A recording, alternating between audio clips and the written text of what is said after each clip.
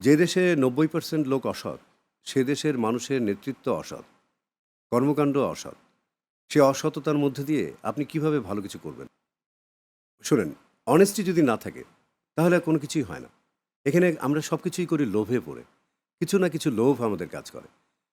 যে দেশে ৯০% লোক অসৎ, সে দেশের মানুষের নেতৃত্ব অসৎ, কর্মকাণ্ড অসৎ।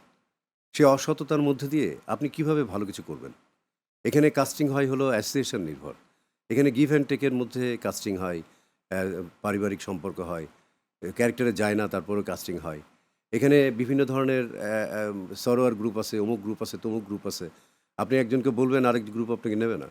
আজকে 'প্রথম আলো' দেখেন আমাকে ন্যাশনাল অ্যাওয়ার্ড পরে ওই ঘানিও কিন্তু ওরা অ্যাওয়ার্ড দেয়নি আমাকে।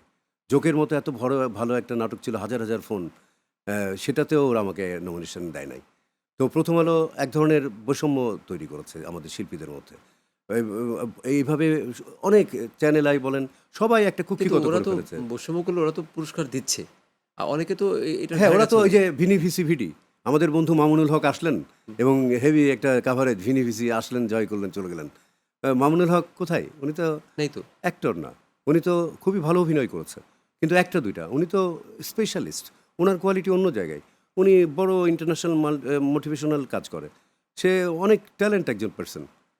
কিন্তু 'প্রথম আলো' কি করতেছে? জোর করে এসে তো বন্ধু বা অভিনেতা বানায় দেওয়ার তো চেষ্টা করছে। যদি সে যদি অন্য একটা ব্যাপারে এক্সপার্ট হয়ে থাকে, তাকে অভিনয় করতে হবে কেন? না, এটা খুবই দুঃখজনক যে দেশের স্বার্থে, ইন্ডাস্ট্রির স্বার্থে, মানুষের বিবেকের স্বার্থে এবং শিল্প সংস্কৃতি যেহেতু মেরুদণ্ড, যেহেতু একটা শুদ্ধ ভাষা, এই ভাষার সংগ্রাম এবং একটা ছোট্ট জীবন এবং এই জীবনে কিছু করে যাওয়া, সেটার জন্য এত আ ঘৃণ্যতম এই বৈষম্যের দরকার নাই।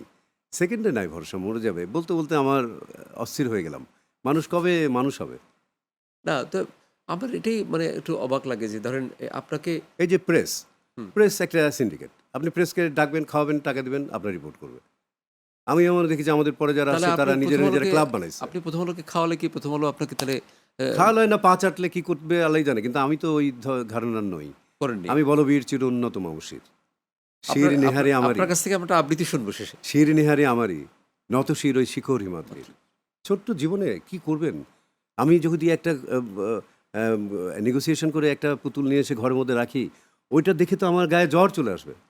যে এটা আমি যখন আমার জাতীয় চলচ্চিত্র পুরস্কারটা দেখি তখন আমার বুকের মধ্যে যে একটা সম্মান, একটা ভালোবাসা, একটা গর্ব বা একটা স্যাটিসফ্যাকশন, আত্মতৃপ্তি হয়, সেটা অন্য কিছু আমি যদি নেগোসিয়েশন করেই নেই আমি, তাহলে তো এরকম প্রচুর অ্যাওয়ার্ড কেনা যায় এদেশে নাকি বেচা বিক্রি হয়। না আমি তো একটা কথা এবং আপনাকে আমি ভীষণ সৌভাগ্যবান যে ন্যাশনাল অ্যাওয়ার্ড পেয়েছি তত্ত্বাবধায়কের সময়।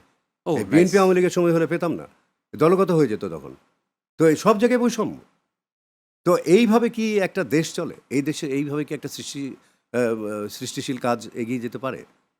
তো একটা প্রশ্ন আমার কেন জানি করতেই ইচ্ছা করছে আপনাকে। সেটা হচ্ছে আপনি কি সিন্ডিকেটের শিকার? 100% হ্যাঁ, আমি তো কোনো সিন্ডিকেটেরই হইতে পারিনি। সেজন্যই তো আমি অ্যা মানে সিনে নাই। আপনি কি আন্ডাররেটেড? হ্যাঁ, 100% মানে আপনি যেখানে যাওয়া উচিত ছিল, সেটা আপনি যেতে পারেননি। মানে সে আপনাকে যেতে দেওয়া হয়নি। সেটা আমি বলব না। আমি বলব সৃষ্টিকর্তা এটাই আমার জন্য নির্ধারিত করে রেখেছিল। যে এর ভেতরে আমি যা পেয়েছি, সেটার যদি আমি কৃতজ্ঞতা প্রকাশ করতে যাই, তাহলে আমার আমৃত্যু পর্যন্ত বলে যেতে হবে। আ সেটা ঠিক আছে। কিন্তু গতকালকে আমেরিকা থেকে এক বন্ধু ফোন করে বলছিল আড্ডা মারতে, মারতে যে একসময় নাকি সে আমার নাটক দেখার জন্য বসে থাকতো। এবং আমার নাটক দেখা মানেই তার সুন্দর কিছু সংলাপ, একটা ফিলোসফি, একটা কোনো মেসেজ। সেদিন আমার ছেলেকে এই 3Gর সামনে আমি ড্রপ করেছি। ওই গার্ডটাই গিয়ে এসে আমাকে বলছে যে, "আপনার পরিবারসহ আপনার অনেক নাটক দেখেছি।" তো এই যে প্রাপ্তি, এই যে সম্মান, এই যে ভালোবাসা, এই যে আমাকে ঘরে, ঘরে যে বা আপনাকে রাস্তায় দেখলে হ্যাঁ, মানুষ যে যে চিনতে পারে, সম্মান করে, সম্মান করে। হ্যাঁ, যে আমি ভালোবাসা পাই। তো আর কি আছে? কি তাহলে কি হতো এমন? তাহলে কি আমরা আমরা বরং বঞ্চিত হয়েছে আমার দেশ, আমার জাতি, আমার শিল্প, আমার সংস্কৃতি। যে আমরা যে তৈরি হয়ে এসেছিলাম, হ্যাঁ, সেইটা ব্যবহার করতে পারে নাই। সেটার ব্যর্থতা আমার নয়। দায়ভার আমার অবশ্যই কিছুটা আছে। আমি যদি নিজে বিজনেস হিসেবে নিতাম জিনিসটাকে, আমি নিজেই প্রোডাকশন হাউস করতাম, নিজেই প্রোডিউসার হান্ট করতাম, স্পন্সর হান্ট করতাম, করে নিজেই হিরো হয়ে যদি নিজেই, তাহলে হয়তো অনেক কাজ করা যেত। কিন্তু আমি ওভাবে চাইনি। আমি অভিনেতা মানুষ। আমি এত বড় আপনাদের টিমের একটা অংশ। আমি যেন অভিনয়টাকেই কনসেনট্রেট করতে পারি। আমি যেন আমি কোনো চরিত্র যেন স্ক্রিনে পোর্ট্রেট করতে পারি যেটা দেখে মানুষের একটা সুন্দর অনুভূতি হবে, একটা পথ পাবে, একটা রিয়েলাইজেশন হবে। কিন্তু আপনার দুঃখ লাগে না এই জন্য, অতৃপ্তি লাগে না যে একসময় লাগতো। এখন লাগে না? হ্যাঁ, বয়সের সাথে, সাথে এটা মানে একদম আমার এখন ভেতরে একদমই নাই। কারণ আমি বুঝতে শিখেছি যে আপনি আপনার আত্মাকে যত কষ্ট দেবেন, আত্মা আপনাকে ততটাই ভোগাবে। অতএব আমি আমার স্ট্র্যাটেজি হচ্ছে যা পেয়েছি শুকরিয়া, যা পেয়েছি আলহামদুলিল্লাহ। এর থেকে বেশি আর কি পেতে পারতাম?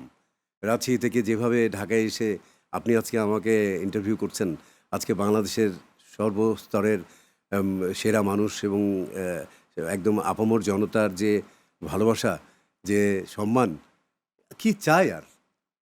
না, এটা অনেক বড় ব্লেসিংস। কিন্তু আমার প্রশ্নটা হচ্ছে কি যে আপনি যে নাটক করছেন বা জীবিকার একটা বড় অংশ তো নাটক।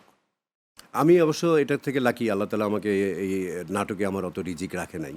আচ্ছা। কারণ আমি বুঝতে শিখেছি ওই অ্যাওয়ার্ডের সময় থেকেই আরকি, মানে অ্যাওয়ার্ডের আগ থেকেই আমার খুব কিন্তু সংখ্যা ফ্রাস্ট্রেশন তো ছিল। অনেক। আপনার তো অনেক সংখ্যা। হ্যাঁ, অনেক নাটক করতাম। কারণ প্রতিদিন সকালে যাই, কি করি সারাদিন? সন্ধ্যায় ফিরি, কি গল্প, হ্যাঁ, কয়েকটা টাকার জন্য। এবং আমি যাদের সাথে কাজ করছি আমার অ্যাসোসিয়েশন কারা? তাদের চিন্তাভাবনা কি? লেখাপড়া কি? তারা আসলে কি ভাবছে? আসলে জীবনটাকে তারা কিভাবে উপভোগ করছে? বা আ এই যে জালালউদ্দিন রুমি বলেছেন যে, "পৃথিবীতে আপনার জন্ম হয়েছে নির্দিষ্ট স্থানে, নির্দিষ্ট কারণে। তার তাড়না অনুভব করতে পারাটাই জীবন।" তা আমি কি কারণে জন্মেছি, আমাকে দিয়ে কি আল্লাহ তাআলা করাতে চান, সেসবে না গিয়ে আমি শুধু আমার সুখ খুঁজতেছি, আমার এই পৃথিবীর মোহে আমি হারিয়ে যাচ্ছি। আমাকে এটা দে, আমি ওটা দে, আমি হিরো, আমি এটা কর বেটা, আমি এটা চাই, বাজেট থাক আর না থাক। হ্যাঁ, আজকাল নাকি একটা আর্টিস্টই ৳৩,০০,০০০ নিয়ে যায় এবং অন্য কোনো আর্টিস্টকে টাকা দেওয়ার টাকাই থাকে না।